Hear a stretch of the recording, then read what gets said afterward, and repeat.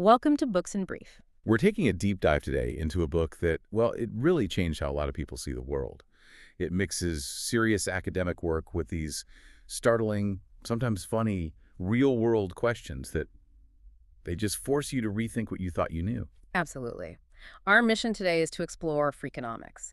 A rogue economist explores the hidden side of everything by Stephen D. Levitt and Stephen J. Dubner. And this is not, just a book about finance. No. It's more like a masterclass in stripping away all the conventional wisdom, all the sentimentality to see what the raw data actually reveals underneath it all. And the book itself is a product of these two very different minds just colliding. You have Levitt, this brilliant, almost rogue young economist from the University of Chicago. And he gets profiled by a journalist, Stephen J. Dubner. Now, Levitt, he had this view that most journalists' thinking was not very robust. Right, a bit of an understatement. But Dubner was different. He was the translator for Levitt's brain, really. The partnership worked because Levitt didn't care about the usual boundaries of economics. Not at all. He just wanted to solve riddles. Didn't matter if it involved drug dealers or sumo wrestlers. And that partnership gave us the Freakonomics worldview, which is really the framework for our whole deep dive today. It all rests on three core principles that you'll see pop up in, well, every story they tell. Okay, so let's unpack those. The first one, and they argue it's the cornerstone of modern life, is it's pretty profound but simple. Incentives are the key. Right, incentives. They dictate, sometimes in really subtle ways, almost all human behavior. The second principle is, well, it's for anyone looking for that aha moment. It's that the conventional wisdom is very often wrong. Yeah, we rely on these stories that just feel true. Like the idea that money is the only thing that wins elections, or that the crime wave in the 90s was just going to keep getting worse forever. And the data just doesn't back that up. Which brings us to the third idea. The tool of the trade. Knowing what to measure, and maybe more importantly, how to measure it. Exactly. Using the sheer power of numbers, whether it's from test scores or tax data or even athletes' win-loss records, is the only way to make a complicated world a little less so. You can scrub away layers of confusion just by looking at the patterns people leave behind. It's kind of an invitation, isn't it, to replace what you feel should be true with an honest look at what the data says is true.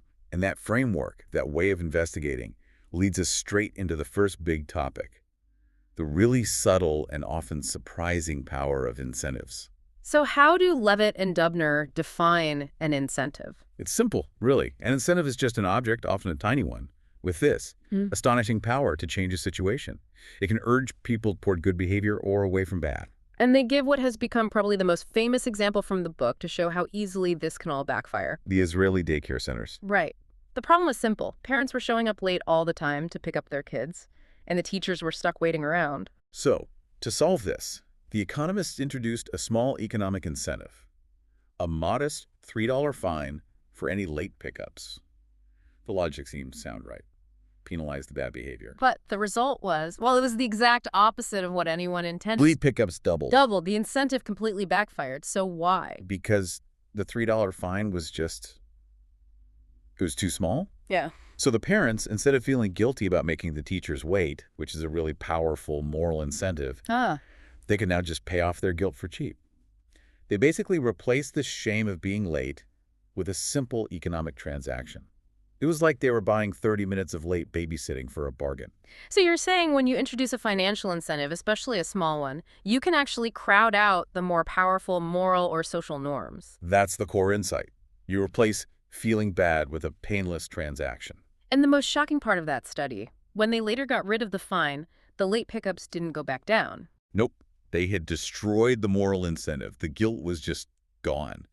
It shows how one tiny tweak in a system can have these huge, unforeseen, and sometimes irreversible results. Now we see this in other areas too, right? They bring up those blood donation studies from the 70s. They do. When researchers offered people a small payment, an economic incentive, instead of just relying on their good nature. Fewer people donated. Way fewer. Because the payment turned a noble act of charity into this kind of crummy, low-paying job. Yeah. And it just wasn't worth the hassle. It's a huge challenge for anyone trying to design a system, whether you're a parent or a CEO.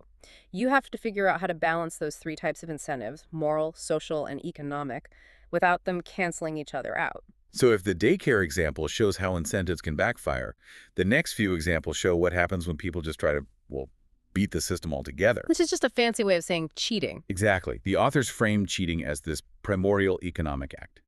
You're trying to get more for less. And for every system someone creates, there's an army of people trying to game it. And sometimes the evidence for this is so massive, it's just, I mean, you can see it instantly in the numbers. Like the case of the phantom children. Right. So in 1987, the IRS starts requiring Social Security numbers for any dependent children you claim on your tax forms, just an administrative change. And the result? 7 million dependent children. That's about 1 in 10 in the entire U.S. vanished from the tax rolls. Overnight. 7 million. You have to wonder how long that was going on.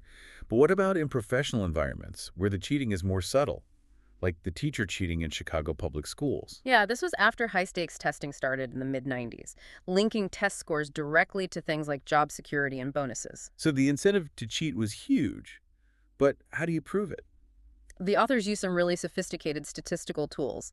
They ran what's called a regression analysis on over 700,000 student test answers to look for anomalies. So for those of us who aren't statisticians, what does that actually let you do? It lets you filter out all the noise and find patterns that are, statistically almost impossible. You're not looking for one smart kid. You're looking for whole blocks of identical answers on the hard questions. Or a class getting the hard questions right, but the easy ones wrong. Exactly. And the big red flag was a classroom with a huge score spike one year, followed by a dramatic crash the next. A 7th grade class suddenly dropping to a 4th grade reading level after a massive jump in 6th grade. That tells a terrible story. The teacher was probably changing answers on the bubble sheets to get a bonus. And in the process, leaving those students completely unprepared for the next grade. The very incentive meant to help kids ended up hurting them. If that seems cynical, the book then moves to the supposedly sacred world of Japanese sumo wrestling, where honor is meant to be everything. And yet the incentive structure there is crystal clear. If you're ranked in the top 40, you make at least $170,000 a year.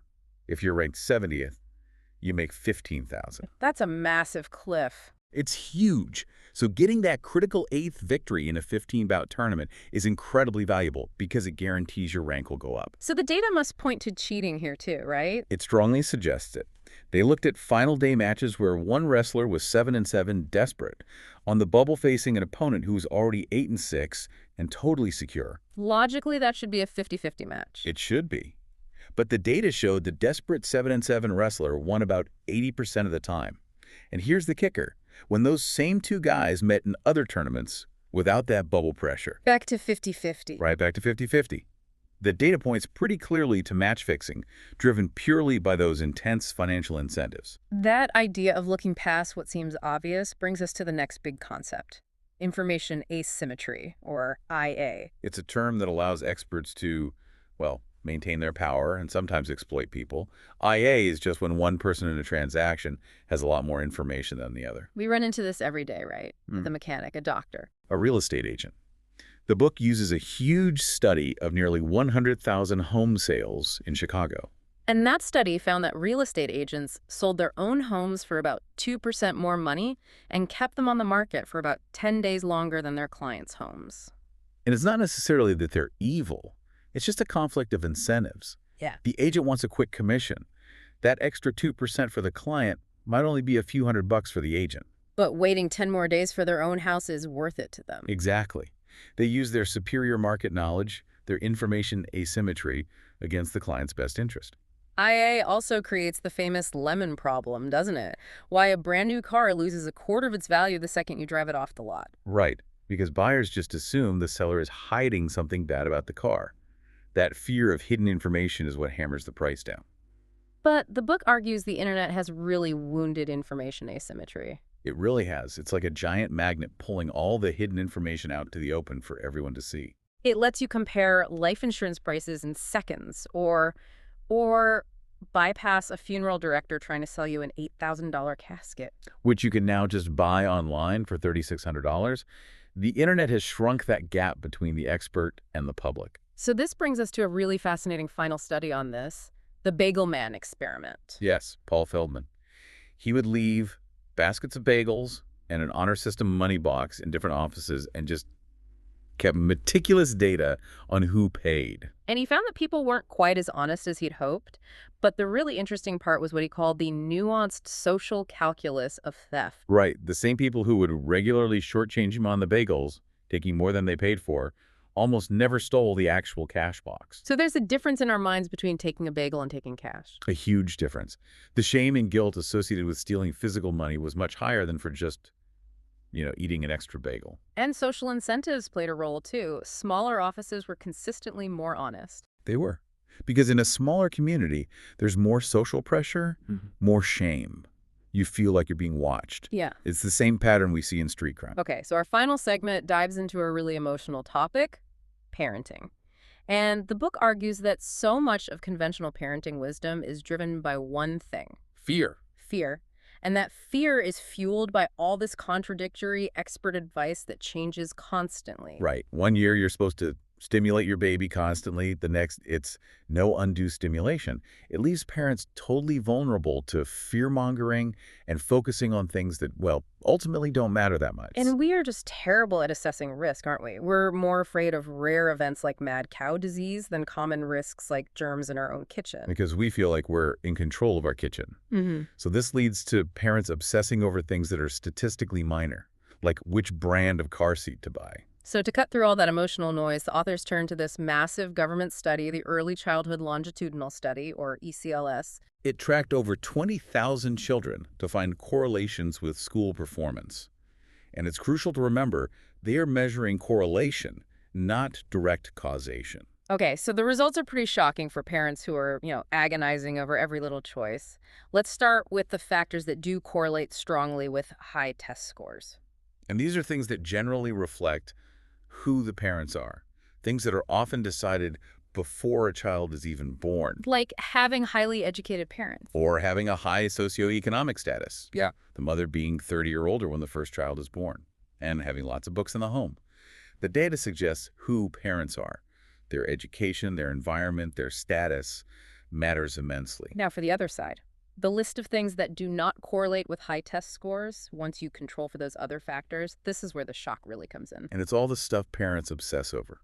Whether the child's family is intact, whether they just moved into a better neighborhood, whether a parent reads to the child every single day. Wait, reading to your child every day doesn't correlate. Not directly with test scores, no. The insight is that the act of reading isn't the magic bullet. It's a proxy. It's a sign that you have parents who already value education and have the stability to make reading a priority.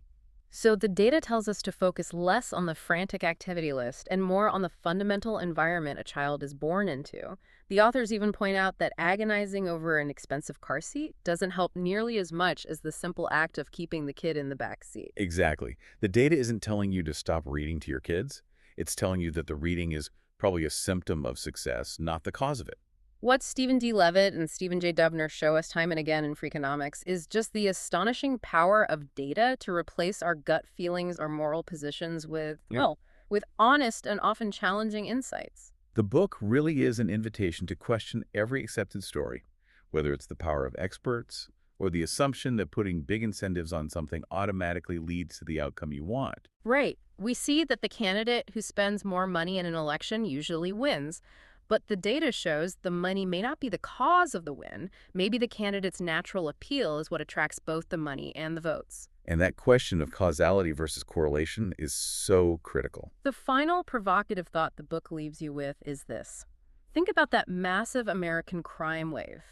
It just started to fall dramatically in the 1990s. All the experts were predicting a bloodbath. And the traditional explanations, a good economy, tougher gun laws, they didn't really hold up to the data. The book forces you to consider how much the economic and social environment a person is born into remains the single most powerful force shaping their path, even if the true causes are. Thank you for listening. If you enjoyed this brief exploration of the book, feel free to like and subscribe to our YouTube channel for future episodes. New book insights are coming soon. See you next time.